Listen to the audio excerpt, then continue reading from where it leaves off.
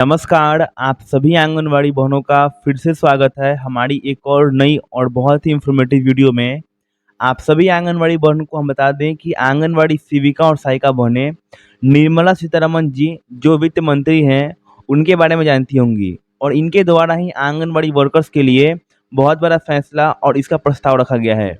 तो आइए इस वीडियो में जानते हैं कि इस प्रस्ताव के अनुसार, इसके काम के अनुसार किस प्रकार से आंगनवाड़ी बहनों को फ़ायदा होगा और आप सभी को क्यों कौन-कौन से लाभ आगे मिलने वाले हैं। इस वीडियो में हम बात करेंगे कि आंगनवाड़ी वर्कर्स को श्रमिकों की श्रेणी में लाने के लिए प्रस्ताव रखा गया है और इस बीच आंगनवाड़ी बहनों को कौन-कौन से लाभ मिल सकते हैं। यह वीडियो सिर्फ आंगनवाड़ी सेविका एवं आंगनवाड़ी सहायिका संबंधित है, तो आप सभी वीडियो को शेयर करें ताकि सभी आंगनवाड़ी बहनों को जानकारी मिल सके और वो भी ऐसी ही महत्वपूर्ण जानकारी प्राप्त करें और जिसके बारे में जानें कि आंगनवाड़ी बहनों को जब श्रमिकों की श्रेणी में लाया जाएगा तो उनमें आने के बाद उनको किस प्रकार का लाभ यहाँ पे मिल सकता है। इस प्रकार से आप सभी आंगनवाड़ी बहनों के लिए जारी की गई खबर है, जिसमें वित्त मंत्री निर्मला सीतारमण जी के द्वारा आपके प्रस्ताव को लिया जाएगा या उसका बहिष्कार किया जाएगा, इसके बारे में जानेंगे। और उसके साथ हम ये भी बात करेंगे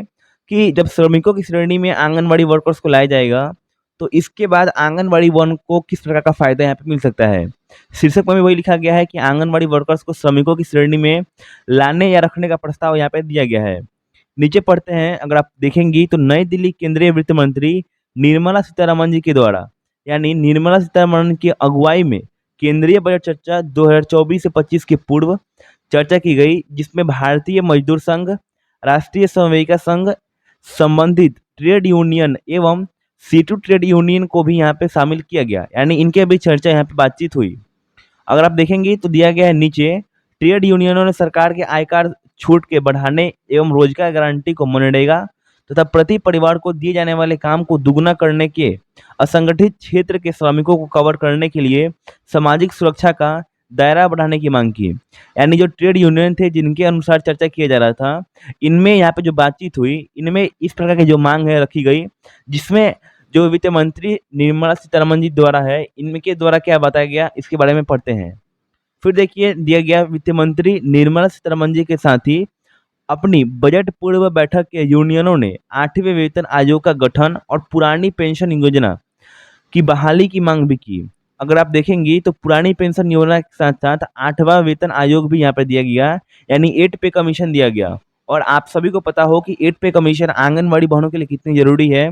अगर आपको 8 पे कमीशन के बारे में जानकारी नहीं है तो आप हमारी पहली वीडियो को जाकर देख सकती हैं, जिसमें हमने विस्तार से बताया है कि 8 पे कमीशन के अंतर्गत आंगनवाड़ी बहनों को किस प्रकार से फायदा होता है और इसके साथ ही आंगनवाड़ी बहनों को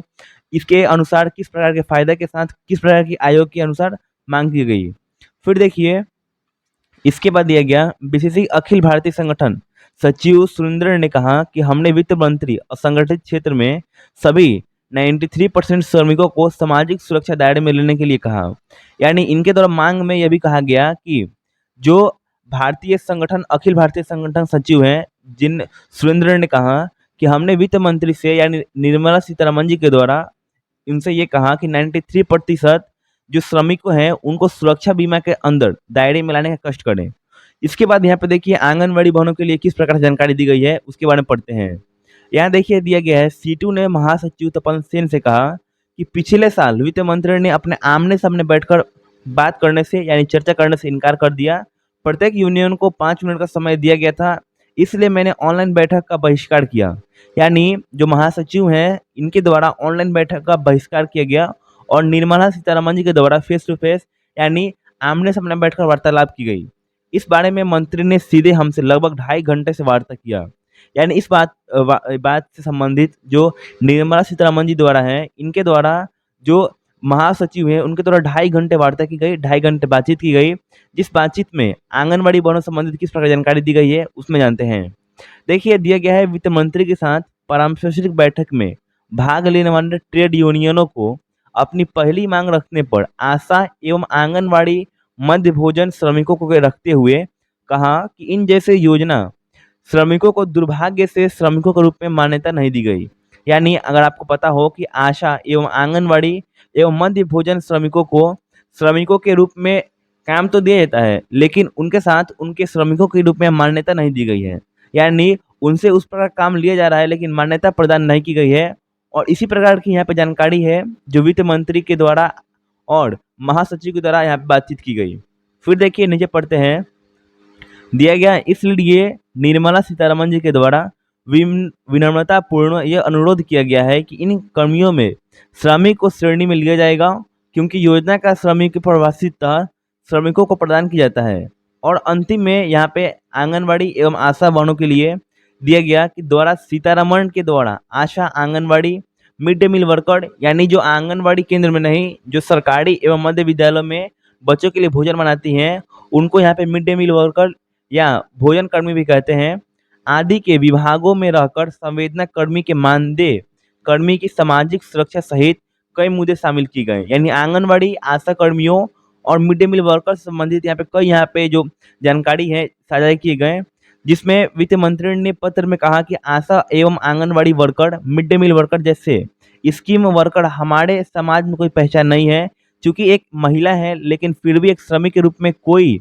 पहचान इनको नहीं मिली है। यह जो बात है सीधे वित्त मंत्री निर्मला सीतारमन जी के द्वारा कही गई है, और इनके द्वारा यह बात यहाँ पे पूरे पत्र के अनुसार, यहाँ पे जानकारी के अनुसार प्रदान की गई है। और अंतिम में ट्रेड यूनियन ने वित्त मंत्री सीतारमन के अनुरोध किया कि इस स्कीम को वर्कर्स के एक श्रमिक और श्रमिक को प्रभावित कर अंतर्गत लेने पर विचार करें और उन्हें ही वर्कर्स की तरह सरकार के प्राप्त सामाजिक सुरक्षा कवरेज प्रदान की जाए। यानी अब इनके द्वारा जो महासचिव हैं, इनके द्वारा निर्मला सीतारमन जी के द्वारा अनुरोध किया गया कि इनको जो आंगनबाड़ी वर्कर्स हैं, आशा वर्कर्स हैं, इनको सामाजिक एवं सुरक्षा बीमा का लाभ मिले, और इनको भी इनके अनुसार जो काम करती है, जो श्रमिकों के संबंधित काम करती हैं, और लेकिन श्रमिक का मान्यता नहीं दिया गया, मान्यता भी प्रदान की जाए, जिसके अनुसार सीतारमन जी के द्वारा उनके लिए पत्र दिया गया और पत्र में जो संपूर्ण जानकारी है प्राप्त की गई। अगर आप यहाँ पे देखेंगी तो बातचीत में निर्मला सीतारमन जी द्वारा है और वित्त मंत्री यानी इनके द्वारा ही जो पूरी चर्चा है की गई थी, और इसके अनुसार जो पत्र में दिया गया हमने आपको जानकारी दी, जिसमें आंगनबाड़ी वर्कर्स, आशा वर्कर्स एवं मिड डे मील वर्कर्स, इन तीनों के सरकारी कर्मचारी एवं जो बोल सकते हैं सामाजिक सुरक्षा दायरे में लेने की बात कही गई। तो कब तक इसको लागू किया जाएगा इसके बारे में जानेंगे, लेकिन आप सभी बहनों को अगर हम बता दें कि पे कमीशन यानी 8वां पे कमीशन किस प्रकार से आप सभी को फ़ायदा दे सकता है, तो उसके लिए पहली वीडियो देखें जिसमें आंगनबाड़ी के संबंधित हमने संपूर्ण जानकारी दी गई है कि 8 पे कमीशन के अंतर्गत आंगनबाड़ी बहनों को किस प्रकार से लाभ या किस प्रकार से उनको मुनाफा हो सकता है। आज की वीडियो में बस इतना ही, हम फिर से जरूर मिलेंगे एक और नई और बहुत ही इंफॉर्मेटिव वीडियो के साथ। तब तक के लिए धन्यवाद।